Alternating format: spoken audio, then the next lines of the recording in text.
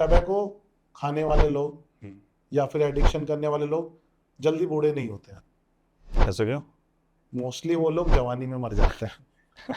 सब word no Tobacco Day हम लोगों के लिए इतना इम्पोर्टेंट क्यों? इम्पोर्टेंट इसलिए क्योंकि दुनिया भर में जो डेथ होती है जिन बीमारियों से, जो प्रिवेंटेबल डिजीज होती हैं, जो प्रिवेंटेबल डेथ होती हैं, उसका एक बहुत बड़ा कारण टबैको है। कुछ लोग मैंने देखा है बोलते हैं कि भाई मैं तो थोड़ा बहुत तंबाकू यूज़ करता हूँ, मैं तो स्मोकिंग कम करता हूँ, कि इससे ज़्यादा फर्क नहीं पड़ता। तो इस बारे में आप क्या कहना चाहेंगे? ये बहुत कॉमन मिथ है। एक्चुअली टबैको के जो नुकसान होते हैं ना, वो बहुत धीरे धीरे होते हैं, अच्छा। और जब तक इसके बारे में पता चलता है तब तक बहुत देर हो चुकी होती है। हेलो दोस्तों, आप सभी का स्वागत है हमारे दानवीर शो में। आज वर्ल्ड नो टबैको डे के स्पेशल पॉडकास्ट में हम जुड़े हैं डॉक्टर आशुतोष के साथ। Doctor Ashutosh district consultant, National Tobacco Control Programme Ghaziabad से। तो सर, बहुत बहुत स्वागत है आपका। बहुत बहुत धन्यवाद, और मुझे बड़ी खुशी है कि आपने टबैको कंट्रोल जैसे इतने अच्छे टॉपिक के ऊपर, एक पब्लिक हेल्थ इश्यूज के ऊपर ये पॉडकास्ट रखा है और मुझे यहाँ आने का मौका दिया है। बहुत बहुत शुक्रिया इसके लिए। Sir, World No Tobacco Day हम लोगों के लिए इतना इम्पोर्टेंट क्यों? World No Tobacco Day important इसलिए क्योंकि दुनिया भर में जो डेथ होती है जिन बीमारियों से, जो प्रिवेंटेबल डिजीज होती हैं, जो प्रिवेंटेबल डेथ होती हैं, उसका एक बहुत बड़ा कारण टबैको है। जैसे कि? जैसे कि कैंसर डिजीज से होने वाली बीमारियां, लंग डिजीज, हार्ट की डिजीज, इस तरह की कई बीमारियां हैं जो टबैको की वजह से होती है, जिसका एक बहुत बड़ा कारण टबैको है। और रही बात डे मनाने की, तो डे हम लोग इसलिए मनाते हैं ताकि किसी चीज़ को रिमाइंड कर सकें। अब रिमाइंड क्या होता है? रिमाइंड जैसे कि किसी चीज़ का एग्जिस्टेंस है, उसके लिए हम बर्थडे मनाते हैं। हम्म, सेम इसी तरीके से हम लोग कोई डे मनाते हैं ताकि जो क्विट करने वाले लोग हैं या जो टबैको को छोड़ना चाहते हैं लोग, उन लोगों को हम मोटिवेट कर सकें, और इस प्रोग्राम का अवेयरनेस करते हुए हम इस प्रोग्राम को मनाते रहें। तो सर, तो ये हर इसलिए साल 31 मई को ही जी जी जी, होता है? हर साल 31 मई, को जैसे इस साल हम बात कर रहे हैं 2026, तो 31 मई को तो वर्ल्ड ये नो सिर्फ टबैको। इंडिया, वर्ल्ड वर्ल्ड के हाँ लिए, जी, हाँ जी, वर्ल्ड पूरे में वर्ल्ड के मनाया लिए? जाता है, ये WHO के द्वारा दिया गया, और स्पेशली इसकी एक थीम भी होती है। हर साल हम लोग इसके ऊपर एक थीम के ऊपर बात करते हैं। जैसे अगर हम इस साल की बात करें तो इस साल की थीम है unmasking the appeal, countering nicotine and tobacco addiction को। तो सर, मैं पूछना चाहूँगा कि कुछ लोग मैंने देखा है बोलते हैं कि भाई मैं तो थोड़ा बहुत तंबाकू यूज़ करता हूँ, मैं तो स्मोकिंग कम करता हूँ, कि इससे ज़्यादा फर्क नहीं पड़ता। तो इस बारे में आप क्या कहना चाहेंगे? ये बहुत कॉमन मिथ है। एक्चुअली टबैको के जो नुकसान होते हैं ना, वो बहुत धीरे धीरे होते हैं, अच्छा। और जब तक इसके बारे में पता चलता है तब तक बहुत देर हो चुकी होती है। बीड़ी, तंबाकू, गुटखा, सिगरेट, सिगार या खैनी, ये कोई भी तरह की चीज़, कोई भी ऐसी चीज़ नहीं है जो सेफ हो, ना ही कोई सेफ अमाउंट होता है। कम करें ज़्यादा करें, वो नुकसान जी जी देगा जी। ही देगा। टबैको देखिए दो तरह का होता हम्म, है, एक च्युइंग टबैको होता है और एक स्मोक टबैको।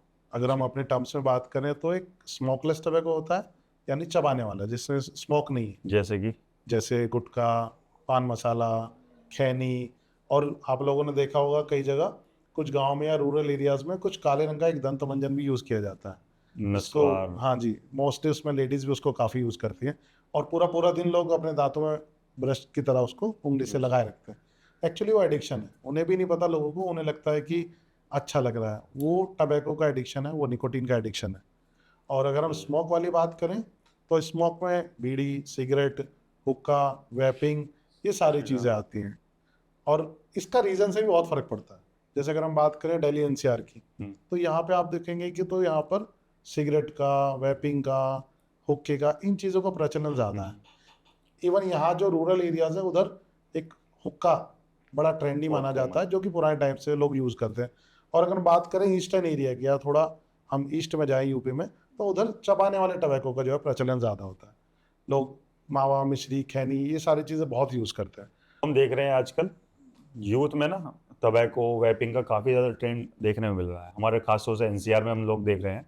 तो इसमें आप क्या कहना चाहेंगे, क्या है इसका एक्चुअली सोल्यूशन? यूथ के बीच में ना पीयर प्रेशर, सोशल प्रेशर और इवन सोशल मीडिया इन्फ्लुएंसर्स, इन सब के बीच में एक होड़ लगी हुई है एक्सपेरिमेंटेशन करने की। बच्चों के अंदर इन सोशल मीडिया इन्फ्लुएंसर्स को देख के नई नई चीज़ें, एक्सपेरिमेंटेशन का एक ट्रेंड चला हुआ है। सोचना। और उनको ये भी नहीं पता कि कई बार एक छोटी सी, एक छोटे से ट्राई से भी एडिक्शन शुरू हो जाता है। इसलिए अवेयरनेस बहुत ज़रूरी है स्कूल के बच्चों में, कॉलेज के बच्चों में। एक्चुअली ये बात सच है कि कई बार वो सिर्फ ये चीज़ शुरू करते हैं एक सोशल मीडिया रील बनाने के लिए, हम्म, वो वैप या हुक्का यूज करते हैं एक सोशल मीडिया रील बनाने के लिए, लेकिन वो एक बार का ट्राई करना भी एक एडिक्शन होता है। एडिक्शन। और एक बार अगर एडिक्शन हो गया इन चीज़ों का तो उसको छुटाना बहुत मुश्किल होता है। इवन मैं आपको बताऊं, अगर हम निकोटीन की लत की बात करें, कोकीन की लत जो छोड़ होती है, जैसे कोकीन लोग यूज करते हैं, शराब की जो लत होती है, इनको छुड़ाना ज़्यादा आसान है। अच्छा। निकोटीन की लत को छुड़ाना बहुत मुश्किल होता है, इजीली नहीं छूटती है, और इसके रिलैप्स भी बहुत ज़्यादा होते हैं। यानी कि अगर लोग छोड़ दिया है तो 6 महीने या 8 महीने बाद बहुत ज़्यादा चांसेस होते हैं कि दोबारा इन एडिक्शंस में पड़ जाते हैं। निकोटीन इस लेवल पे जो है एडिक्शन करता है। तो हमारे इंडिया में इसके लिए कुछ एक्ट, लो कुछ है? हाँ जी, टबैको कंट्रोल के लिए लॉ बने, हम्म, इसे हम कोटपा 2003 एक्ट, कोटपा एक्ट 2003 हम इसको ऐसे बोलते हैं। इस एक्ट में मेजरली 4 लॉज काम करते हैं, या 4 धाराएं हम इनको कहते हैं। जैसे पब्लिक प्लेस में स्मोकिंग करना मना है, इसे सेक्शन 4 पब्लिक प्लेस में स्मोकिंग करना मना होता है। स्कूल के 100 यार्ड के आसपास किसी तरह की टबैको शॉप को खोलना मना है। 18 साल से कम किसी आयु के बच्चे को ना तो तंबाकू बेचना होता है, ना ही उसके द्वारा तंबाकू खरीदना होता है, ये दोनों चीज़ें मना है। और सबसे ज़रूरी चीज़ है जो मैन्युफैक्चरिंग और प्रोडक्शन के लेवल पे आती है, हम्म, एडवर्टाइजमेंट। अंडर सेक्शन 5 टबैको का एडवर्टाइजमेंट किसी भी तरीके से बैन है।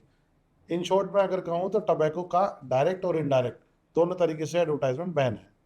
और लास्ट इसमें एक लॉ है, सेक्शन 7 इसका लॉ है, उसमें किसी भी टबैको प्रोडक्ट के ऊपर एक हेल्थ वार्निंग होना ज़रूरी होता है। जैसे कि हम लोग देखते हैं। जी, आप लोगों ने देखा होगा भाई, आपने अपने लाइफ में देखा होगा ये वार्निंग। क्या आपने ऐसे प्रोडक्ट देखे हैं जिनके ऊपर वार्निंग नहीं होती थी पहले? देखे पहले आपने तो कभी? बहुत पहले कभी देखा होगा, अब जी तो जी, अब तो हम पहले देखते हैं। इस लॉ के आने से पहले ये वार्निंग्स नहीं होती थी। हम्म, जब ये लॉज इम्प्लीमेंट हुए तो हेल्थ वार्निंग्स आना शुरू हुआ। और जब शुरू शुरू में ये वार्निंग लगी थी तो वो पैरामीटर्स छोटे होते थे, यानी पिक्चर जो छोटी होती थी, और बहुत स्पेसिफिक भी नहीं लिखा होता था उसके ऊपर। पर धीरे धीरे इस लॉज ने काम करना शुरू किया, प्रिवेंशन बढ़ा, और आज के टाइम पे इसका जो पैरामीटर है, यानी कि अगर कोई सिगरेट का पैकेट है, उसके फ्रंट और बैक साइड में दोनों में होना ज़रूरी है। 85% ऑफ प्रोडक्ट का जो फेस है उसके ऊपर वार्निंग होना ज़रूरी है। बाकी बच्चे 15% में वो अपना लेबल और अपनी ब्रांडिंग कर सकते हैं। तो अगर आज के टाइम में देखें किसी पे अगर ये वार्निंग नहीं है जी, तो तो वो फिर इलीगल प्रोडक्ट माना जाता है। वो अच्छा। अंडर सेक्शन 7 कोटपा एक्ट एक इलीगल प्रोडक्ट है, और उसके ऊपर एनफोर्समेंट की जाती है, और उसमें जो भी फर्दर प्रोसीडिंग है, जो भी वैधानिक कार्रवाई होती हैं वो उसमें की जाती है। एनफोर्समेंट एजेंसीज इस पे काम करती हैं, जैसे हमारी CGST डिपार्टमेंट है, GST डिपार्टमेंट है, सेल्स टैक्स डिपार्टमेंट है, और फूड डिपार्टमेंट, इवन हमारा सबसे ज़रूरी पुलिस डिपार्टमेंट। तो आपने बताया सेक्शन 4 में नो स्मोकिंग के लिए आपने बताया। जी, तो जी। मेरा क्वेश्चन ये है कि जैसे गुटखा, तंबाकू, ये सब चीजें नहीं देखने को मिलती, क्या ये बैन नहीं है क्या पब्लिक? हाँ, ये अच्छा क्वेश्चन है। देखिए, स्मोकिंग को पब्लिक प्लेस में बैन करने का एक कारण है, और वो कारण है, आप सिंपली सोच सकते हैं, अगर आपके पास कोई पर्सन बैठ के स्मोक कर रहा है, अगर वो कर रहा है तो उसका धुआं आपको भी मिल रहा है। बिल्कुल। अगर आप स्मोक नहीं करते तो आप उसको बर्दाश्त नहीं करेंगे। फैक्ट के हिसाब से एक्टिव स्मोकर वो होता है जो स्मोकिंग कर रहा है, पैसिव स्मोकर वो होता है जो उसकी चपेट में आ रहा है उस धुएं की। जो और नहीं कर पैसिव स्मोकर को भी उसी तरह की परेशानियां, वही बीमारियां बिल्कुल पॉसिबल है होना। तो इसीलिए पब्लिक प्लेस में स्मोकिंग को प्रोहिबिट किया गया, ताकि जो पैसिव यूज़र है वो इसकी चपेट में ना आए। ओके। लोगों को पता नहीं है इस चीज़ के बारे में, मैं आपके चैनल के माध्यम से बताऊंगा। देखिए, स्मोकिंग भी 3 तरह की होती है, जैसे एक्टिव स्मोकिंग, पैसिव स्मोकिंग, और एक थर्ड हैंड स्मोकिंग, या हम इसको कह सकते हैं first hand smoking, second hand smoking, और third hand smoking. First hand smoking आप समझ गए, जो यूज़र है, जो खुद यूज़ यूज कर रहा कर है। रहा है। पैसिव स्मोकिंग होती है जो उसकी चपेट में है, या जैसे अगर किसी पीयर ग्रुप में लोग खड़े हैं, 4 लोग, और एक स्मोक कर रहा है, तो 3 लोग पैसिव स्मोकिंग में आ गए। एक चीज़ और होती है थर्ड हैंड स्मोकिंग। वो क्या होता है? वो होता है कि जैसे मान लीजिए कोई इंसान कहीं पे स्मोक किया और वो वहाँ से चला जाता है, और वो धुएं के ट्रेसेस जो है वहाँ फैब्रिक पे, पर्दे पे, सीट पे, सोफे पे रह जाते हैं। ओके। और वो कैसे पता चलता है? जब आप किसी ऐसे कमरे में एंटर करें जहाँ कोई स्मोक करके गया हो, तो वो स्मेल बनी रहती है। बिल्कुल। छोटे जो बच्चे होते हैं, जो न्यू बॉर्न बेबी होते हैं, वो बड़े वनरेबल होते हैं इस चीज़ के लिए, वो बहुत जल्द ऐसी चीज़ों की चपेट में आ जाते हैं। तो अगर वो उस जगह पे आए और उनके लंग्स में वो कण चले जाए, तो उन बच्चों को भी परेशानी शुरू हो जाती है। तो सर मैं आपसे पूछना चाहूंगा, आपने जिक्र किया कोटपा एक्ट जी। सेक्शन 5, जिसमें आपने बताया कि एडवर्टीजमेंट बैन है, हाँ लेकिन जी, हाँ जी, हम टबैको लोग के तो ऊपर। कहीं कहीं पे देखते हैं। देखिए वो मैं इसको थोड़ा डिटेल में बताऊंगा। जैसे मैंने बताया डायरेक्ट और इनडायरेक्ट दो तरह का एडवर्टाइजमेंट होता है। अच्छा। टबैको के ऊपर दोनों तरीके से बैन है, ना डायरेक्ट ना इनडायरेक्ट। कोई भी कंपनी टबैको प्रोडक्ट का एडवर्टाइजमेंट नहीं कर सकती। आप जो मोस्टली चीज़ें देखते हैं वो कंपनी की स्ट्रेटजी है। जैसे कि वो मैं आपको बताता हूँ। जैसे आप लिकर आपने देखे हैं मार्केट में, और लिकर के आप लोगों ने एडवर्टाइजमेंट्स भी देखे होंगे। डायरेक्ट नहीं देखे हैं, वो इनडायरेक्ट देखे हैं। उसको हम लोग बोलते हैं सैरोगेटेड एडवर्टाइजमेंट। इसमें क्या होता है, इसमें ये होता है कि कोई एक सेम ब्रांड नेम से एक लिकर बन रहा है। इसका कोई एग्जांपल से बताएं मैं बता रहा हूँ। जैसे म्यूजिक सीडीज के नाम से कई ऐड आती हैं। आप लोगों ने देखा हो, जैसे कोक स्टूडियो आता है। कोक स्टूडियो जो आता है उसमें क्या है, वो कोक एक स्पॉन्सर है, जबकि कोक क्या कर रहा है, वो कोल्ड ड्रिंक बना रहे हैं। बनाता है। तो इसको बोलते हैं हम सैरोगेट एडवर्टाइज। इसमें क्या है, एक ब्रांड नेम से जो प्रोडक्ट बनाया जा रहा है वो उससे स्पॉन्सरशिप दे के उसको कर रहे हैं। अगर ये बात हम लोग लिकर में करें तो रॉयल स्टेक सीडीज आती हैं, आपने सुना होगा, इंपीरियल ब्लूज की सीडीज, म्यूजिक सीडीज, या सोडा आते हैं, किंगफिशर सोडा, कई तरह के सोडाज वगैरह। तो वो कंपनीज क्या करती हैं, वो एक प्रोडक्ट बना रही है अपने ब्रांड नेम से जो कि अलाउड है, जिसका एडवर्टाइजमेंट करना, और सेम नाम से वो अपना लेकर बना रही हैं, क्योंकि शराब के मामले में ये अलाउड है सैरोगेटेड, लेकिन टबैको के मामले में वो अलाउड नहीं है। तो आप कभी आपको ये नहीं देखने को मिलेगा डायरेक्टली कि जिस प्रोडक्ट का नाम से टबैको आ रहा है उस प्रोडक्ट के नाम से कुछ और भी बिक रहा है। तो सर जैसे हम टीवी में देखते हैं, विमल की ऐड देखते हैं, शाहरुख खान जी जी जी। और ये अक्षय ये कुमार, बड़ा ये अच्छा, लोग। बड़ा अच्छा क्वेश्चन है एक्चुअली। ये एक तरह का, ये समझिए कंपनीज की टैक्टिक्स हैं। उन्होंने लूप होल्स निकाले हुए इस चीज़ के लिए, अपने एडवर्टाइजमेंट करने के लिए। ये कंपनियां जिस नाम से एडवर्टाइजमेंट्स कर रही हैं वो कहीं लिखेंगे नहीं, कहीं दिखाएंगे नहीं, लेकिन जब आप उसको डिटेल में थोड़ा सा देखोगे तो वहाँ कहीं छोटे से कॉर्नर में प्रोडक्ट का नाम दिख जाएगा। जैसे वो किसी इलायची का हो सकता है या किसी और चीज़ का भी हो सकता है। विमल इलायची करके जी कहते हैं, जी। एक्चुअल में वो बनाता टबैको नहीं विमल नहीं वाला। नहीं, वो भी उन कंपनीज की एक स्ट्रेटजी है। वो टबैको नहीं बना रहे हैं, वो उस नाम से एक पान मसाला बना रहे हैं मार्केट में। ओके। अब पान मसाले के अंदर टबैको नहीं होता है, जैसे कंपनियां कोट करती हैं कि उनके अंदर टबैको नहीं होता है। तो जब टबैको नहीं है किसी पान मसाला के ऊपर तो उसका ऐड किया जा सकता है, लेकिन वहां भी सेफ साइड वो लोग अपना ऐड उसमें भी नहीं कर रहे हैं। वो एक उसी सेम ब्रांड नेम से सैरोगेटेड एडवर्टाइजमेंट का हवाला लेते हुए एक इलायची का ऐड कर रहे हैं, और उस ब्रांड नेम से ही वो एक पान मसाला बना रहे हैं। एक्चुअली टबैको जो है उस पान मसाले में यूज होता है वो अलग पैकेट होता है। कई बार कंपनियां उसके लिए पैसे भी नहीं लेते हैं, दुकानदार अगर लेते होंगे तो कुछ 1-2 रुपया जो भी है, जो भी मार्केट में इस समय चल रहा है। तो पान मसाले का पैकेट अलग लिया जाता है, टबैको का पैकेट अलग लिया जाता है। और टबैको का जो वो पैकेट है वो कोई और ही नाम से आता है, जिसका ना नाम आपको पता है, ना एडवर्टाइजमेंट को पता है, ना यूजर को उस चीज से मतलब। जो एक तरह से इलीगली। नहीं, वो भाई देखिए कानूनी तौर पे वो लीगल ही है।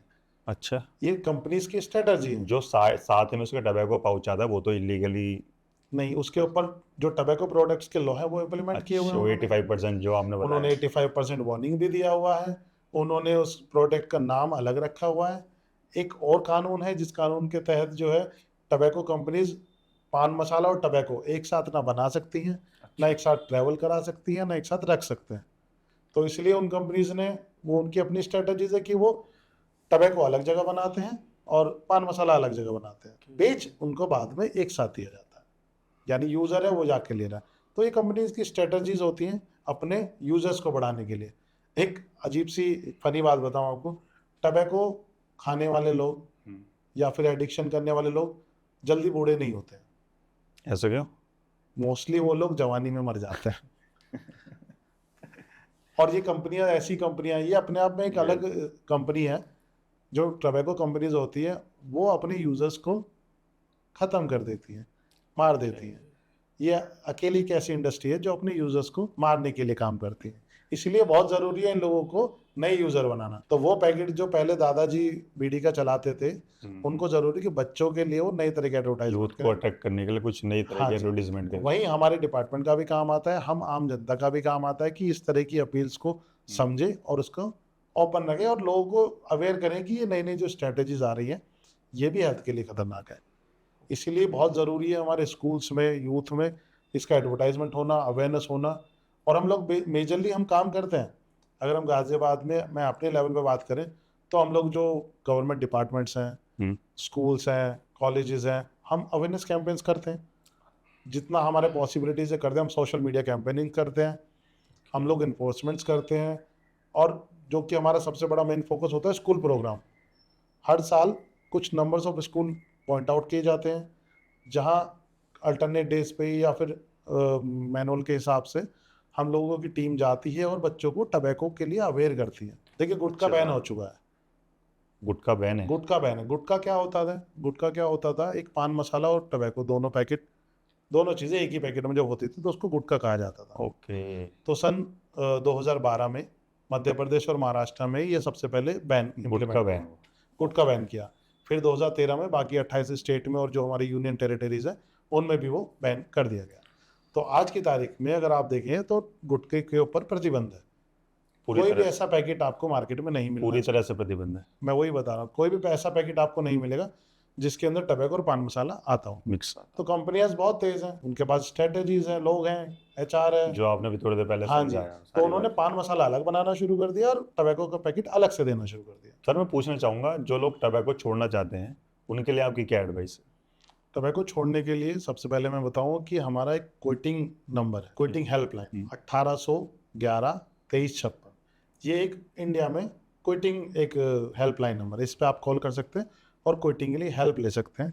और अगर मैं अपने डिस्ट्रिक्ट की बात करूं तो हमारे पास जिला एमएमजी अस्पताल में एक क्विटिंग सेंटर है, जहां हमारे ट्रेंड साइकोलॉजिस्ट हैं जो टबैको यूज़ के से बात करते हैं और उनकी क्विटिंग के लिए उसमें हेल्प करते हैं। उसके अलावा जितने भी डेंटल कॉलेज हैं हमारे डिस्ट्रिक्ट में, जो भी डेंटल कॉलेज होता है उनमें मैंडेटरी टबैको सजेशन सेंटर, जहाँ टबैको छुड़ाने के लिए मदद दी जाती है, वो अवेलेबल होते हैं। जो भी यूज़र टबैको छोड़ना चाहता है एक फिक्स डेट उसमें रख सकते हैं। जैसे कि एक छोटी सी टेक्निक है, मतलब कि जिस दिन आपको टबैको छोड़ना है एक फिक्स डेट फिक्स करिए, फैमिली का सपोर्ट उसमें लीजिए, अपने आसपास वालों का, अपने आप को दूसरे कामों में व्यस्त रखना, और सबसे ज़रूरी चीज़ ट्रिगर पॉइंट से दूर रहना। ऐसी जगह जाना जहाँ पे स्मोकिंग की आपको तलब लगती हो, ऐसे ग्रुप में जाना जहाँ स्मोकिंग होती है उनसे थोड़ा दूर रहना। ये तो एक बेसिक चीज़ है। उसके अलावा पूरा एक पैरामीटर है, पूरा एक तरीका है काउंसलिंग का। उसमें काउंसलिंग की जाती है, उनको हेल्प दी जाती है, उनको तरीके बताए जाते हैं, और कई बार ज़रूरत पड़ती है तो मेडिसिन भी दी जाती है। निकोटीन रिप्लेसमेंट थेरेपी आप लोगों ने सुना होगा, जिन पेशेंट को नीड होती है उनको निकोटीन रिप्लेसमेंट थेरेपी भी दी जाती है, जिसमें निकोटीन की च्युइंगम्स दी जाती हैं। निकोटिक्स करके निकोटेक्स एक ब्रांड है, पर निकोटीन की एक च्युइंगम होता है जिसमें एडमिसिबल अमाउंट ऑफ निकोटीन होता है, जो कि डोज की तरह दिया जाता है ताकि सामने वाले यूजर को क्रेविंग कम। तो उसके लिए आप हेल्प ले सकते हैं। नंबर हम लोग इसमें शो कर दीजिएगा, और ये हेल्पलाइन नंबर है। और डिस्ट्रिक्ट में हमारे यहाँ पर जो क्विटिंग के लिए हेल्प है वो मैंने आपको बताया है। आप अपने डेंटल कॉलेजेस में या फिर एमएमजी हॉस्पिटल में इस मदद के लिए जा सकते हैं। सर इतनी महत्वपूर्ण जानकारी हमें देने के लिए आपका बहुत बहुत धन्यवाद, और सबसे ज़्यादा धन्यवाद कि आपने अपना कीमती समय में दिया। तो लास्ट में सर हमारे व्यूअर्स के लिए कोई मैसेज अगर आप देना चाहते हैं तो प्लीज़। व्यूअर्स के लिए एक ही मैसेज है कि टबैको जो है वो आपको टेम्परेरी सेटिस्फेक्शन तो देता है, लेकिन एक परमानेंट डैमेज भी देता है। तो जो लोग टबैको यूज़ करते हैं आज ही कोशिश करें टबैको को छोड़ने की, और जो लोग टबैको यूज़ नहीं करते हैं वो कभी शुरू ना करें। इसी के साथ हम लोग एक हेल्दी गाज़ियाबाद बना सकते हैं। तो say no to tobacco and say yes to life. Thank you sir.